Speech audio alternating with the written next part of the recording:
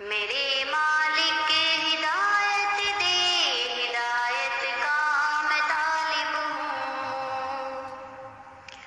میرے مالک ہدایت دے، ہدایت کا میں طالب ہوں۔ السلام علیکم ورحمۃ اللہ وبرکاتہ۔ میرے محترم دوستو، لوح قرآنی کے نام پر دھوکہ، لوح قرآنی کے نام پر تعویذات ہمارے معاشرہ میں عام ہو رہے ہیں۔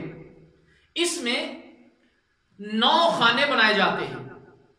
8 خانوں میں حروف مقطعات لکھے جاتے ہیں اور 9ویں خانے میں آمین لکھ دیا جاتا ہے۔ میرے محترم دوستو، یہ بات اپنے ذہن نشین کر لیجئے کہ حروف مقطعات کے معنی سوائے اللہ کے کوئی نہیں جانتا۔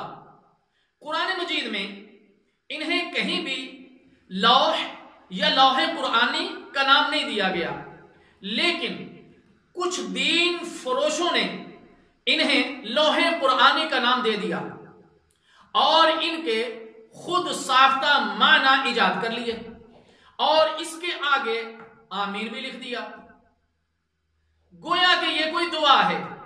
اب دیکھنے والا یہی سمجھتا ہے کہ شاید یہ کوئی اہم کلمات ہیں، کوئی اہم دعا ہے جس کے بعد جو ہے وہ آمین لکھا گیا ہے۔ یہ محض ان لوگوں کے کھانے کمانے اور پیٹ کو بھرنے کا ذریعہ ہے۔ ایسا کوئی بھی عمل قرآن اور سنت سے ثابت نہیں ہے۔